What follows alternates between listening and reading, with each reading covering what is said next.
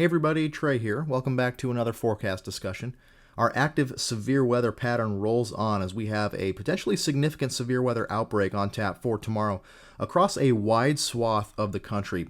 Let's show you the current SPC outlook. This is the new Day 2 outlook issued just a few minutes ago as I'm recording this just before 1 p.m. Central Daylight Time on Thursday, March 30th. We have two areas of moderate risk, one up across far southeast Iowa into northwest Illinois, and one down on the Mississippi River Delta region from northeast Arkansas to the Missouri bootheel into western Tennessee and far northwest Mississippi.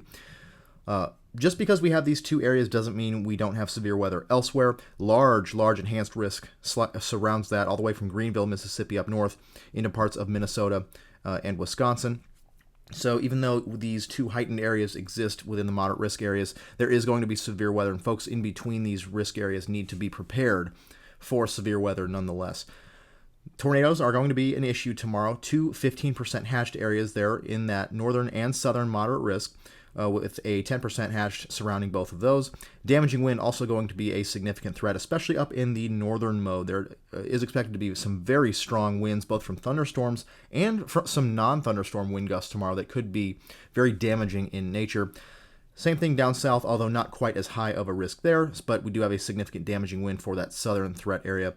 And large hail going to be a threat, particularly in that northern mode as well. So all hazards on the table, particularly of note, are the tornado and damaging wind threats. So I was gonna wait to do this forecast discussion until Friday morning once we had some more observed data in. But I figured with the uptick in risk over the past day or so, and the fact that I may be on the road chasing one of these setups tomorrow, we're going to do this video today. May or may not do one tomorrow morning. We'll see how timing works, but I wanted to get a forecast discussion out today as lots of people have been asking for one. So let's go ahead and get started and take a look at the current state of the atmosphere. Here is our water vapor satellite imagery, and you'll see a just massive swirl here across the western half of the country. That is going to be our main trough for this particular event. It is a very, very large trough. You see broad southwesterly flow here entering the southern plains on the east side of this trough. This is just a very, very broad trough in play right now. You see on our 500 millibar map just a huge trough taking up. This is a very broad trough here, ridge extending across the central plains right now into the Midwest and down to the southeast, but our big trough is here. This is going to continue to move east over the next day or so, and will provide our synoptic scale forcing mechanism for severe storms.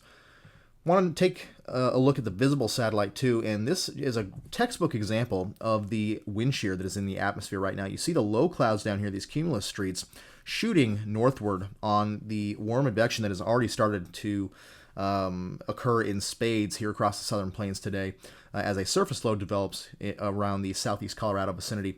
But you see the higher clouds, these wispier cirrus clouds up here moving out of the west-southwest. That shows you that we have some pretty strong wind shear in play already, and this situation is going to be advecting off to the northeast and east and northeast into our target areas for tomorrow. So it should be a very highly sheared setup, and we'll dive into the details of that in just a second.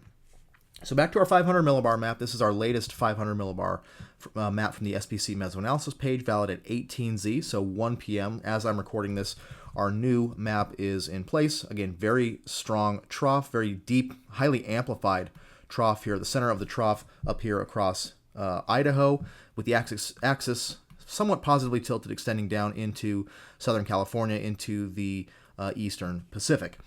This trough, again, is going to move off to the east, and we've already seen southwesterly flow traverse the Rockies, and as a result, we're seeing those somewhat of surface low development here across eastern Colorado at the moment.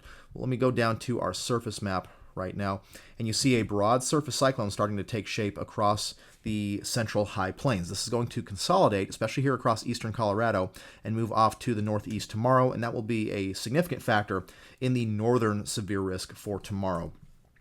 You can also see the surface winds. I took a look outside here in Norman just a little bit ago. The winds have really ramped up, and that's because these isobars are tightening. This pressure gradient is tightening. Whenever you have these isobars close together, that means you have very strong winds where those isobars are tightly packed. And that's because we have this surface low developing. That should continue to be the case across the region. Should be very windy across much of the central plains into the Midwest away from thunderstorms, both today and into tomorrow, where we will have some strong thunderstorm and non-thunderstorm winds. I'll detail that as well in just a second.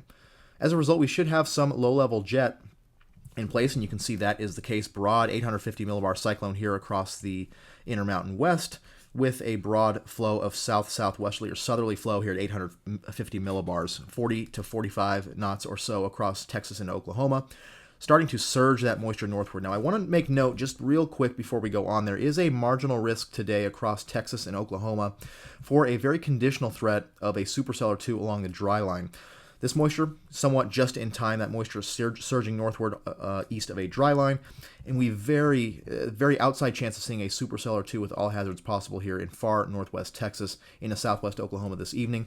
Otherwise, we'll see some elevated convection with a marginal hail threat tonight as we go into the overnight hours. But overall, I want to focus on tomorrow in this video. But that moisture is going to be in play for today, and we could see a storm or two out there. Just wanted to make you aware of that as we go forward with this video. So this is our current surface map here, and you'll see those winds have really strengthened across this region, 20 to 25 knots or so across a broad swath of Texas into Oklahoma and farther to the north. Dew points have really surged to the north. We've already got 60s dew points almost up to the Red River here. This is Wichita Falls right in here. This particular station is showing 62 over 60, 66 over 60 there at Breckenridge, Texas. So our moisture is really surging northward. So tomorrow, moisture should not be that much of an issue. Given very strong low-level cyclogenesis, we should get that surface moisture up into our northern mode of the severe weather threat for tomorrow, even if it is upper 50s dew points. Given the thermodynamics and kinematics at play up in the northern threat area, we should have a significant severe weather threat regardless. Better moisture will reside farther to the south in an equally strongly sheared environment, and again, we'll go into that in just a bit. So you can see here across our target areas, especially the southern area, I don't have the northern portion of the risk on this particular map. You see we do have dew points in the 30s and 40s, so it is going to take some moistening, but again, that's not going to be an issue as that surface low moves off to the northeast. It will draw that warm sector with it off to the east, and we should have a fairly broad warm sector, especially with southern extent, to work with tomorrow for these severe storms. All right, let's look at some model data. We're not going to do our normal comparison of multiple models. The NAM has a pretty good handle on things, so we're just going to look at the 12Z NAM run from this morning to get an idea of what's going to happen tomorrow. So, as it's initialized, we'll start at 500 millibars, initialized very well, strong trough, very amplified trough across the western half of the country, strong flow rounding the base of that trough. That will continue to push eastward over the coming day or so, and will eventually close off here across the central to northern plains. You see that the closed geopotential height contours there, indicative of a closed low. Very strong and broad jet streak here rounding the base of this closed low with 120 knot flow right in the core of that jet streak there. So very strong flow, hence the widespread nature of the severe threat. We'll have that forcing at least to some degree all the way from the Midwest down into the Arklamis vicinity. So very widespread severe risk because we have such a broad synoptic scale feature here to work with. So for the northern extent, we'll be closer to that center of the closed low. And as a result, we'll have very cold temperatures aloft. If we look at our temperatures here, the grays are going to be your colder temperatures, minus 20, 22, 24. Here, very cold air at the center of this trough pushing inward, and that is going to help the northern mode, at least thermodynamically. This is very similar to a cold core type setup. We've talked about this many times before. I'll put the link to my video on cold core tornado environments in the description below. But the northern mode definitely has some cold core characteristics where you have your 500 millibar closed low, very cold temperatures aloft, leading to compact but very strong, especially low-level instability. We're going to take a look at that in a second. But you have your 500 millibar closed low, cold air aloft, in close proximity to your surface low, and your area of your warm sector leading up right into that surface low with the best threat for tornadoes right on the tongue of that moisture just east of the surface low. We'll come back to this diagram in a second. That, of course, is from Davies and Geyer 2004, a schematic that we've used many times before on the channel. So very cold air aloft here as the trough closes off and moves eastward into the Midwest. Let's go right down to the surface. As we discussed, surface cyclogenesis is ongoing this afternoon across eastern or southeast Colorado. You can see that the NAM projects that pretty well here as we go into the late afternoon hours today. We should see a real solid consolidation of that surface low across eastern Colorado. That will move pretty significantly off to the northeast as we go into the morning hours tomorrow. And by tomorrow midday or so, that surface low should be somewhere across western to central Iowa. Somewhere in that vicinity is where we should have our surface low. Cold front will be draped down to the south. Hard to tell from here, but you can see that pressure tongue there, likely the location of our cold frontal zone. Should have drawn that in blue, but that is going to be our rough location of the cold front. That will sweep eastward with time as we go into the afternoon and evening tomorrow. But this surface low is going to be very, very progressive. I'm going to zoom into our Midwest sector here. So you'll see it's moseying off to the east, and then as that trough really closes off and we get that forcing to strengthen, given that very strong upper trough moving in, watch how fast this surface low moves. It's going to be a very progressive surface low. It moves basically from central Iowa at 21Z, and it's already almost into Wisconsin by 0Z. So in a 3-hour period, it's moved quite a ways. So we're going to have extremely, extremely strong forcing up in this northern mode. And that is one of the caveats I have with the significant tornado threat up here across this northern moderate risk area, is the just overall degree of forcing that's going to be in play and the progressive nature of the pertinent features. I think we may have somewhat of a shorter window for discrete storms up in here, although at least initially we should have a window for discrete storms with an all hazards threat, but I question the length of that window. I think given the strong forcing, given the progressive nature of the cold front and surface low, you can see that warm sector also pinches off here with northern extent. There's your cold front. Actually, your cold front's closer to it right in there. Your warm front is somewhere in here. That warm sector really pinches off with northward extent there. So the ability for these storms to stay discrete for a while may be hampered by the overall progressive nature of this system. Nonetheless, still a very classic, somewhat pseudo cold core look. As we said, our 500 millibar trough is somewhere in here. Let me take this is going to be at 21Z, so 4 p.m. Central Daylight Time. Here is your 500 millibar low. And if we go back down to our surface low, you'll see that we do have a pretty classic cold core type setup. Close proximity to each other there. That cold air aloft leading to very favorable thermodynamics for similar to what we see in a true cold core setup. Although this setup, not a true cold core because it is very much kinematically driven along with thermodynamically driven. With those typical cold core events, you're not going to see as progressive of a surface low usually, and is driven more so by thermodynamics rather than kinematics. We'll take a look at some soundings here in a second. Well, I want to look at the low-level jet. We'll go back to the southern mode here in just a bit. I want to talk about the northern mode first. So our low-level jet, I'm going to back out here to our contiguous U.S. sector. So given very strong low-level cyclogenesis, we should have an extremely widespread low-level jet across the region, really helping to transport that moisture rapidly northward. And that's why we're not going to have any moisture concerns, even up here into Iowa, despite the 60s dew point still being down here right as we're recording this in northwest Texas. It's not going to take much to get those up north, given such strong low-level cyclogenesis here, and this kind of low-level jet across the region. I mean, this is just nuts. 70+ knots of flow there in the core of that low-level jet across Missouri and Iowa going into this evening. We go into tomorrow. That's going to maintain across the region. We'll shift off, excuse me, a little bit to the east, and that is typical of these cold core or pseudo cold core setups. The low-level shear is often somewhat weaker, given the low-level jet is a little bit off to the east. We're closer to the core of that 500 millibar trough, but here we will be somewhat overlapping that stronger low-level jet, a little bit more southwesterly low-level jet up in here. So those photographs in the low levels may be elongated just a little bit, rather than your classic meat hook type look. We may see a little bit more something like this in the low levels. Still conducive for strong tornadoes.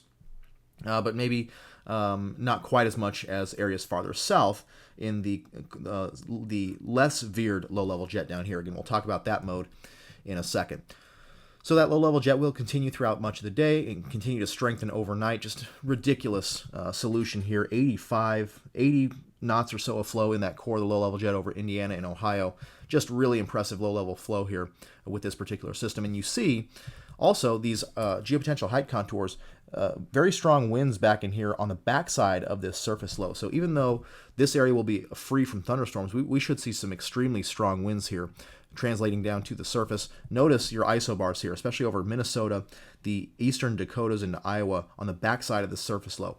Just very, very tightly packed flow at the surface. So we could potentially see some damaging winds on the backside of the storms away from any convection here across the northern plains into the Midwest. Something to keep in mind with this setup as well. So moisture, let's take a look at moisture. Moisture streaming northward today. Once again, we have that conditional threat tonight across northwest Texas. Sharpening dry line here. Again, I don't think storms are going to fire, given there's some cloud cover still down there, and this will be just-in-time moisture, among other things. And the trough really lagging back a little bit to not really provide synoptic scale forcing for ascent across this region. Again, not a non-zero threat. If a storm does form, conditional threat for all hazards, but I don't think a supercell will form there in that northwest Texas marginal risk area. But we should see some elevated storms on that very strong warm advection regime overnight. You see that those 60s dew points really surging northward as that surface low moves off to the northeast, and we get very strong low-level warm moist advection. And by 18Z, about lunchtime tomorrow, those 60s dew points here on the NAM model up into southern Iowa, with upper 50s dew points extending up into the surface low here by midday. That's going to be more than enough given such strong thermodynamics in play with this northern setup. So here is your dry line / cold front surface low somewhere in this vicinity, your tongue of moisture feeding up into that. This cold front sagging back down to the southwest, denoting the western edge of the warm sector. So we should have storm development fairly early on, given such strong forcing here. I think by maybe about lunchtime or so, tomorrow we should see storms fire right here near the surface low, right up on that moisture tongue, across central Iowa down to the south along the cold front into maybe far northeast Kansas, into northern Missouri. Tomorrow, right around lunchtime, early afternoon or so. Let's take an early sounding here. We'll take one from Des Moines, right here. We'll take one to the south as well in northern Missouri within this northern mode. So this is your sounding, at least early on. You'll see that we don't have that much low-level shear to speak of. Very straight photographs with decent-looking kinematic or thermodynamics. This may be a NAM quirk here, not quite sure. A little bit of capping remaining at 18Z. So that may hold things off just a little bit. Farther to the south, not quite as much. But decent instability, about 2,000 joules per kilogram of mixed layer CAPE. So our deep layer instability very strong. But at least initially, these storms should favor more of a large hail and damaging wind threat. Now let's go to 21Z. That moisture tongue really becomes evident here with some sporadic 60s up into that surface low across central Iowa. Let's take a sounding out here, right in that moisture tongue, right? We'll show you where that surface low is, central Iowa at 4 p.m. Central Daylight Time tomorrow. So I think right in here, we're getting to the western edge of that moderate risk, and we should see somewhat of an increase in low-level shear. And you see by this point, the cap has eroded, 69/61 at the surface. So at first glance, maybe not quite the low-level temperature or dew point you might expect for a typical severe weather event, but this, given the thermodynamics aloft, extremely favorable for robust convection, over 2,000 joules per kilogram of mixed layer CAPE. Take a look at that 0 to 3 kilometer CAPE value, 285 joules per kilogram of 0 to 3 kilometer CAPE. You see that low-level CAPE is extremely fat there. Lots of instability in the low levels. That means any low-level vorticity along any surface boundaries, that cold front, warm front, near that surface low, coupled with some decent low-level shear. You see some veering of those low-level winds, although, again, as we said, those low-level photographs are a little bit more elongated thanks to a very veered low-level jet, our 1 kilometer wind.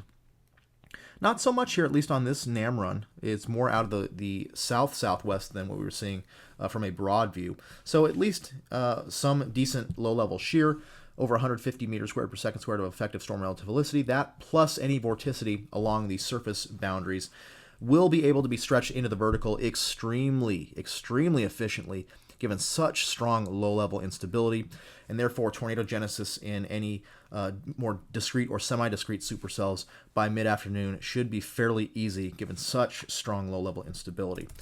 So this is about as textbook as it gets for any. This is what you often see with a cold core type setup, but the thermodynamics coupled with the low-level shear, coupled with low-level spin along the boundaries, should be enough to produce tornadoes, at least early on, with the semi-discrete convection. Now let's take a look a little bit closer at the hodograph. Storm relative inflow is very, very strong here, so we should have more larger supercells potentially. And you notice how the mid to upper level winds back a little bit away from the low level mesocyclone region of the storm. We've done this technique before where we look and estimate what the radar presentation of the supercells might look like given the hodograph. And this is a very classic cold core type look where you have the mid-level winds backing away from the low-level portion of the hodograph, and therefore you have that precipitation vented away from the mesocyclone region, and therefore that could lead to some very visible, very chaseable tornadoes. Now I say that storm motions are going to be pretty fast tomorrow. When you have this strong of flow aloft and at 850 millibars, your storms are going to be hauling pretty fast. And as we saw, those important features going to be very, very progressive in this particular setup. So right here at 21Z, the right mover storm motion is about 47 knots, which is doable. If we go to 0Z, I wonder if we speed up a little bit here. Let's take a sounding at 0Z into northwest Illinois. I want to take one down here into western Illinois ahead of the cold front, which also will see some convection. So this is at 0Z, convectively contaminated here. Let me try to pull one out ahead if I can of any ongoing convection. So the NAM is forecasting convection across the region here. Tough to pick one with a non-contaminated sounding. But our right mover storm motion is at 56 knots. That is basically 60 miles an hour or so, 50 to 60 miles an hour. That's extremely fast. And given that the highway speeds in Iowa are 55 miles an hour, it may be tough to keep up with these storms. Your best bet if you're chasing up there tomorrow is going to be to get out ahead of these storms, give these storms some space, let them come to you, and then you're going to have to wave goodbye because they're going to be hauling as they move off to the east into Illinois. So let me pull one out here in Illinois, south central Illinois, ahead of the cold front for just areas farther south. You do see a very robust hodograph there. It's very strong low-level shear, over almost 500 meters squared per second squared of effective storm relative felicity. Instability farther south, a little bit sapped because we are just a little bit farther away, I think, from the core of the coldest temperatures aloft, the core of that upper level system, hanging back in here. That's why areas closer to that surface low, where those upper level cold temperatures can bleed into that warm sector, that's where we'll have the best thermodynamics for tornadoes, for tornadic supercells. Down here, a little bit warmer aloft, not quite as robust instability, but still that cold front should force some convection along it as it moves off to the east. So given the progressive nature of the forcing, I think we will see more of a linear mode with time. Again, I'm not sure how long that window for discrete storms will be. Let's take a look using our technique where we look at the initiating boundary with respect to the deep layer shear vectors with respect to the initiating boundary. So we'll take a look here. Here is our frontal zone. Maybe you could look at something like this. So right up in the surface low, you can see our shear vectors are fairly perpendicular to the initiating boundary. So we may, right up on that surface low, have more of an arc of supercells, whereas farther south along the cold front, they are off the boundary enough, maybe not quite as favorable. Perhaps a more mixed mode down here, more linear quickly down here along this portion of the cold front into Missouri. But up here on the surface low, a little bit better orientation of those shear vectors with respect to that cold front. Let's go on to 0Z.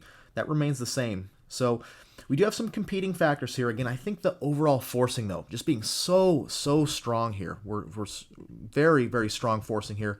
That we're on the northwest edge of that jet streak. Very progressive surface features and important features aloft.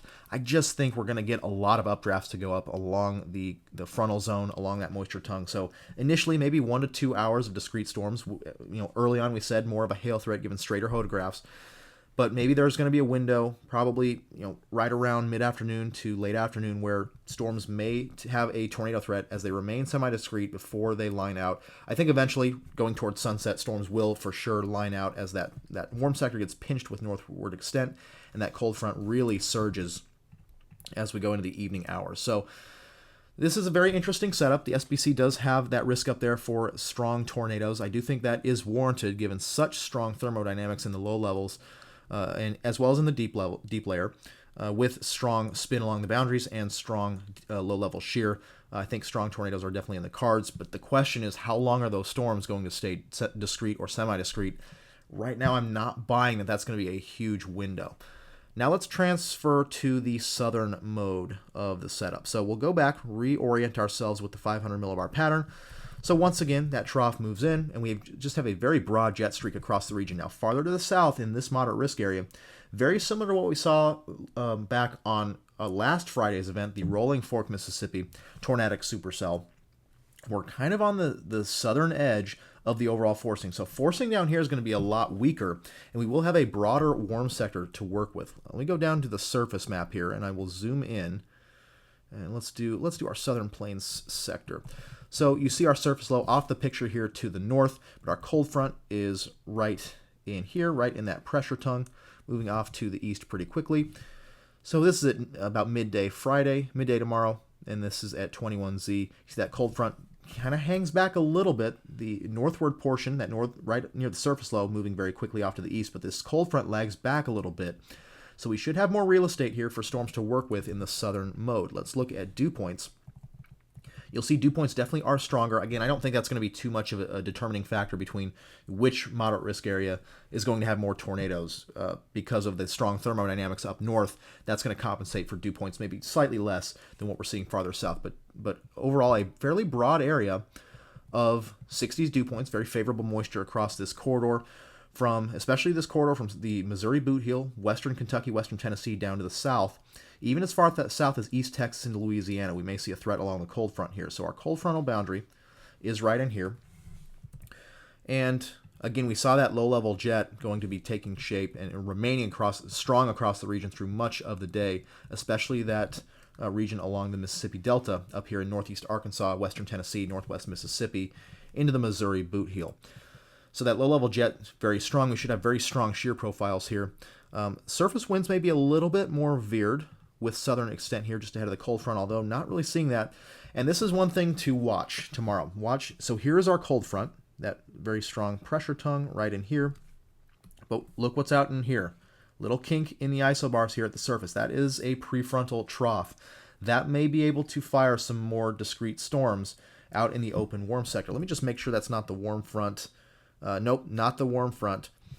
So this is a very interesting signal from the NAM showing a prefrontal trough that, as we know, is the forcing along those very subtle.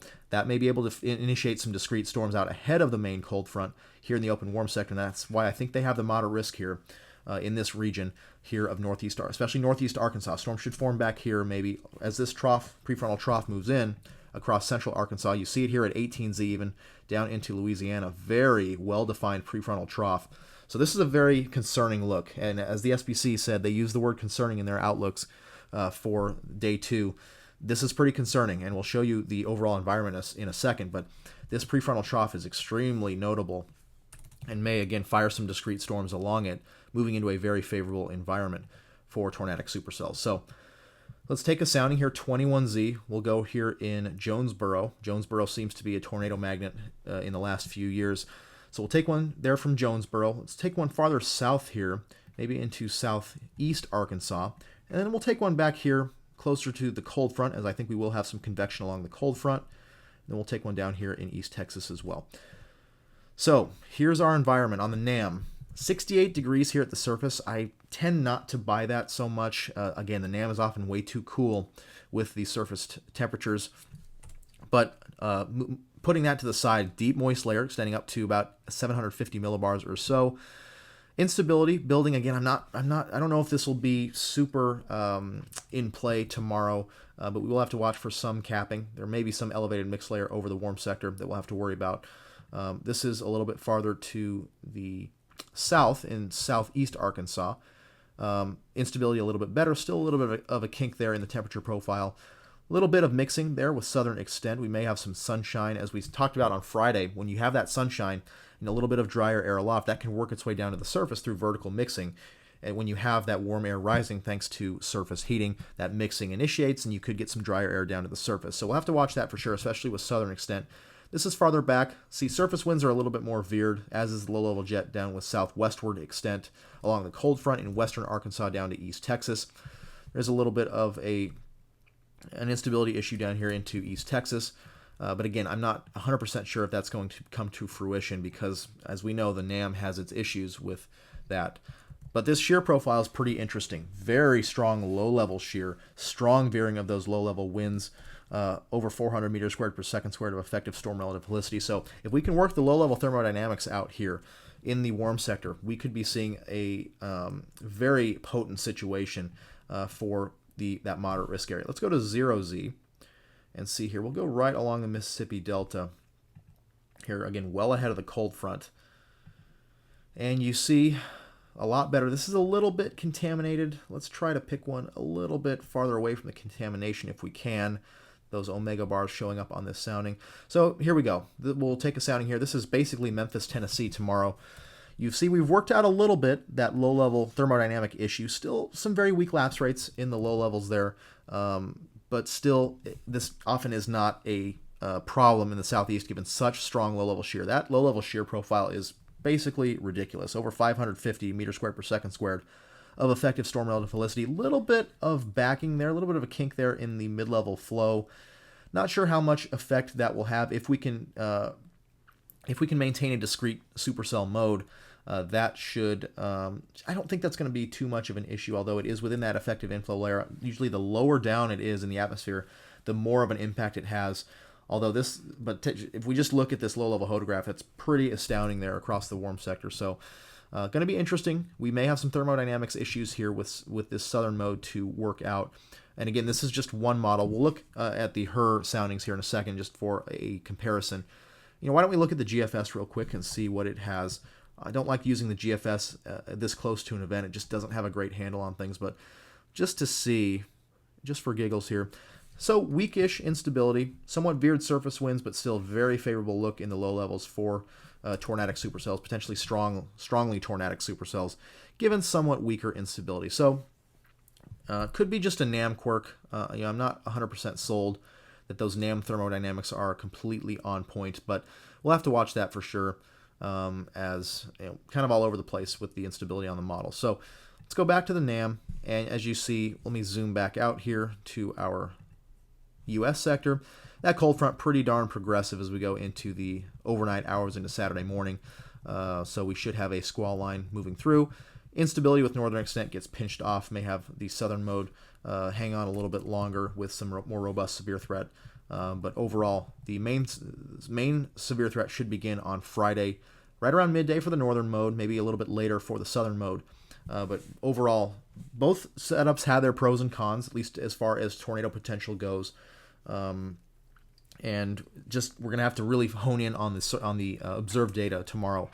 All right, let's take a look at some cams, some convective allowing models here. We're just going to do this real quick. You know my aversion to convective allowing models, especially this far out. I've seen a lot of chatter on social media about the cams over the past day or so. We've already made a forecast using meteorology. You need to take these with a grain of salt, especially this far out. But these can give us a decent estimate of what the radar might look like tomorrow. We're just going to do a couple. We'll start with the northern mode. We'll start with the 12Z HRRR. So we go through the evening. We should have quite a bit of precipitation into the overnight and morning hours tomorrow. That is typical with these strongly forced setups, strong warm advection regime, strong forcing. Oftentimes in these pseudo cold core or cold core setups, you'll see a band of morning precipitation. How fast that moves out is usually critical in whether or not you'll see effective destabilization later on. It looks like that we will see effective destabilization. This storm activity will move off pretty quickly on Friday morning, and so this shouldn't be too much of an issue. We've had events in the past. I'm going to take a look at an analog here at the end with you where we had a lot of precipitation hanging around that thwarted the overall significant tornado threat in a very similar setup, but doesn't look like that's going to be an issue tomorrow. And in this particular HRRR run storms fire generally early on, maybe across Wisconsin into the Great Lakes region. But the main convection should initiate about 21Z or so, 3 to 4 p.m., maybe even earlier, out across.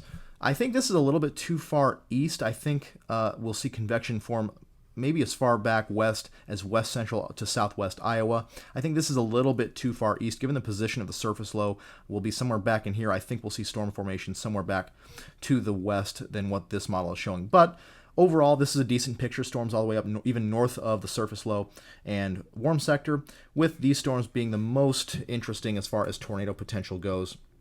We'll go on. You see some semi-discrete elements initially. A couple of hours, you see especially these right in here in far northwest Illinois.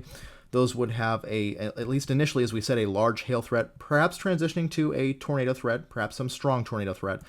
But you'll see here it gets pretty messy pretty quickly. I don't think there's going to be too much of a window for these storms to remain discrete. I think even though our shear vectors are fairly perpendicular to the initiating boundary, I just think we're going to see so much forcing that we will have just a lot of updrafts going up in that northern portion of the warm sector ahead of the surface low, and things are going to get pretty messy pretty quickly. But still, we'll have a tornado threat, perhaps some strong tornado threat, transitioning to a damaging wind threat. Chicago metro area needs to be on alert for some outside chance of severe weather, some damaging winds, embedded tornado or two within the line. Come the evening on Friday, some storms farther to the south as well across Missouri into southern Illinois. A little bit more of a messy mode down there. Let's take a look at one more. We'll take a look at the ARW model here real quick just to see. You see the early precipitation moving out, and we get storms to fire here. Interesting solution here that this one has a hog, so to speak, down here from eastern Missouri, St. Louis area into south central Illinois. Not sure if that will come to fruition, but we'll have to watch that for sure. This does have some more discrete elements. Again, I think this is a little bit too far east. I think storms are going to form back here at least as far west as central Iowa early on, and then we will see them strengthen as they move off to the east. Fairly decent window for discrete, and then things line out pretty nicely as we go into the evening hours tomorrow.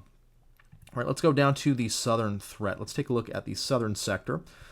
We'll start off with the 12Z HER as well, and let's take a look. So, some elevated storms overnight across Oklahoma into Arkansas, maybe some isolated instances of marginally severe hail, but not too much overnight, hence the marginal risk for today's threat. Then we should see storms fire western Arkansas into northeast Texas. This is quite messy. I'm not sure I buy this. There's a lot of convection here across northeast Arkansas on this particular HRRR model run. Some more supercellular elements down here across southern Arkansas into eastern Texas, but as we said, the low-level shear profile is not nearly as strong down there for a significant tornado threat. Maybe some large hail, maybe an outside chance of a tornado or two if this solution comes to fruition. Some maybe cellular elements along the cold front. I don't know if I buy this HER run completely, given the subtle forcing within the warm sector, just south of the main upper-level jet streak. So let's take a look at the ARW once again. For this southern mode, storms overnight, and we'll go into the day tomorrow, and this is a potent look. This is a pretty concerning look. Lots of discrete supercells just along or ahead of the cold front there. By mid to late afternoon tomorrow, this is at 22Z, so 5 p.m. Central Daylight Time. Tomorrow, lots of discrete supercells along and just ahead of the cold front. This would be a pretty concerning look if this were to come to fruition. As we know, this environment, as we looked at, is quite favorable, at least kinematically, for significant tornadoes. So that's going to be something to watch for sure if this solution does come to fruition, or something close to it. Long duration window for discrete supercells with a significant tornado and damaging wind threat. So those are just some examples. We'll take a look at the SPC HREF. This is basically a combination of all the different convective allowing models, and allows us to take a more ensemble view, a more multi-model view, instead of just looking at these models individually. So this is the probability of strong updraft helicity or rotation in the storms tomorrow. And you can see where the heightened probabilities are. This is at 0Z tomorrow, so 7 p.m. Central Daylight Time tomorrow. All these colors are updraft helicity streaks, where storms are being modeled to rotate. Doesn't mean that they will be producing tornadoes, just that where we'll have rotating updrafts. And you can see that that is bullseyed in the northern mode up there, right in the center of that moderate risk, right on the river there in far eastern Iowa to northwest Illinois. As well as down here, we see a strong bullseye, especially down here in southern Arkansas, a little bit surprisingly. Lots of signal there in southern Arkansas. Not quite as good of a low-level wind profile down there as is just off to the northeast along this region, but we are seeing a decent signal up there as well. So we are seeing a pretty good multi-model consensus for a severe threat here. Again, this does not have anything to do with tornado production. This just means where we're likely to see rotating updrafts or supercells in this environment, and it seems that we're bullseyed right there in the middle of that northern moderate, as well as in that northern, in and just southwest of that northern moderate risk, we should have a severe threat with those storms. All right, just to wrap things up here, I want to go over a couple of analogs that I've noticed are pretty similar to the setup for tomorrow. The first one is from March 28th, 2020. This was an event in which we had multiple tornado reports from Iowa down into Arkansas. This was the day of the infamous Jonesboro, Arkansas tornado, one in which the northern mode, where the moderate risk was across Illinois, didn't do a whole lot. So let's take a look at that. This was a moderate risk as well up to the north, mostly encompassing the northern portion of Illinois with a large enhanced risk surrounding that. There was an all hazards threat, 15 hatch for tornadoes with a 10 hatched extending back into Iowa for a very cold core-esque setup along the surface low, and then a little bit farther out into the warm sector on that moisture tongue was the greatest threat for tornadoes. So let's take a look at the overall environment from that day. And so this is the 500 millibar map. You see a very similar progression. Closed low at 500 millibars. This is at 0Z on the 29th of 2020, March 29th, 2020, so the evening of the 28th. Closed circulation right there. Strong flow rounding the base of that trough with a broad jet streak. And you see that the areas down to the south where the Jonesboro tornado happened just on the southern side of that jet streak, which is similar to our southern mode tomorrow. But very strong flow. Very strong forcing on the east side of the center of that surface low. We go down to 850 millibars, and we will have a very strong low-level response here. Strong low-level cyclogenesis there, very tight low-level cyclone there, with a very strong low-level jet up into Illinois, 50-plus knots there, leading up into the Midwest states. So shear kinematic profiles were not an issue. Here was our surface pattern, very similar to what we're seeing tomorrow. Not quite as progressive of a surface low, it looks like. A little bit slower moving, but still a very tight surface low, 992 millibars ejecting off to the northeast there. Very tight surface low. And as a result, we had tornadoes right in an arc of supercells right on the surface low. But there was a lot of rain out here in Illinois during the day on the 28th. And as a result, the instability out there did not come to fruition. You see, throughout the morning, this is at 18Z, we still have a lot of showers ongoing across Illinois, and that helped temper the overall threat, and we still had showers going up to 21, 22Z before things finally cleared out. We had a few storms fire with, I think, a couple brief tornadoes in there, but that's about it, and the overall significant tornado threat did not materialize. Up on the surface low, though, you see an arc of supercells there, a surface low back in here, arc of supercells where it had been clear all morning, and therefore you had much more instability to work with in a classic thermodynamic profile for supercells there. Down to the south along the cold front, lots of convection along that cold front. The Jonesboro storm formed just out ahead, and there were some smaller scale features in play that day, possible boundary, an outflow boundary of some sort in play that aided that storm, but still we had a strong tornado down south there in the Jonesboro, Arkansas area. So let's take a look here. We'll take a look at some soundings. This was the 21Z Lincoln, Illinois sounding, so a very similar profile to tomorrow, but the low levels, not quite as strong low-level instability there. Deep layer instability, not quite as good as well. This is our most unstable parcel. If you were to draw our mixed layer parcel, this is at 21Z. This is at 4 p.m. Central Daylight Time. We should be seeing a lot more instability than what we got at this point. That's because those showers were sticking around quite a bit. So it took forever for the instability to build, and storms were not able to become robust enough to really tap into this super strong kinematic profile. Very strong low-level shear and deep layer shear for tornadic supercells, but weak instability. Unlike what we're going to see tomorrow, the thermodynamics should not be an issue tomorrow, which is why I think the tornado threat is going to materialize up there in some sort. Just depends on storm mode. Then we go to 0Z and our Lincoln, Illinois sounding. Finally, some instability to speak of, but too little, too late. This profile, though, very impressive, as we will see tomorrow as well. Strong veering of those low-level winds with height and strong deep layer shear for supercells. Farther to the south, let's look at our Little Rock sounding, if we have one, from 19Z. You see down to the south, the overall wind profile is not nearly as strong as they're going to be tomorrow, as a little bit of different orientation of the jet streak and the low-level flow down to the south, but very strong instability with southern extent. And I think some mesoscale features came together to compensate for the low-level shear. We won't need that tomorrow, so if we can maintain a discrete supercell mode and get enough instability, the southern mode should have some significant tornado threat as well. One more case study is the infamous Rochelle, Illinois tornado day from April 9th, 2015. I'm sure you've all seen the footage. Just an absolutely stunning EF4 tornado that moved across northern Illinois. And you may have seen this footage here of the man in his truck who took a very close call with this tornado, as well as the footage of the man who took a direct hit in his house from this tornado. This was all from that day. So again, April 9th, 2015, very similar looking setup. Not a lot of tornado reports in this overall setup. We did have some from Illinois down into northeast Texas, with the main tornado report area being in that northern Illinois corridor right along the warm front. So let's take a look at some mesoanalysis data from that day. Fairly similar setup, although we did not have a really as potent of a closed circulation aloft with that particular event. We did have a very compact trough, though, strong flow rounding the base of that trough. Not as much flow down here in the southern portion, where we'd see the southern portion of the risk area tomorrow.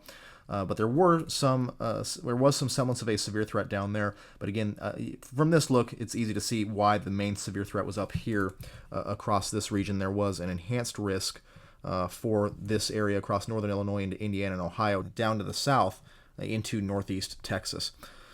So as we said, the 500 millibar pattern was somewhat similar. 850 millibar pattern, similar as well. Strong low-level cyclone up into the Midwest and states, into the Great Lakes region. Not quite the same here. We should have a much broader low-level jet down in here as well. Much broader low-level cyclone here, but still fairly strong low-level jet all the way back into Arkansas and northeast Texas, with the strongest flow here up into Illinois and that vicinity as well. Surface pattern, similar also. Surface flow originating across eastern Colorado into Kansas, moving off to the northeast, and strengthening, deepening as we went into the afternoon hours on April 9th, 2015. Strong surface flow there, with the cold front draped back out to the southwest. And our favored corridor, again, was right on the surface low there up into northern Illinois. So it appears that in these sort of bimodal setups where we have a strong trough, mostly centered up here into the Great Lakes region, or the Midwest region, with a bit of flow down into the southeast into East Texas, that your main threat is often going to be along this right near the surface low. And that's the case usually with these cold core type setups. Usually along the surface low is going to be your best bet for tornadoes. That's why I think tomorrow the moderate risk is in a good spot. Not sure if a 15 hatch will end up being warranted given the questions about storm mode, but we do have, again, a moderate risk out for that area. Southeast Iowa into northwest Illinois. We'll have to see how long discrete storms can maintain themselves, but generally this is a favored location for tornadoes in these setups. Right near the surface low, right on that moisture tongue, is going to be your favored location. And given tomorrow's favorable thermodynamics, super favorable thermodynamics, I think a strong tornado threat could materialize given a semi-discrete mode.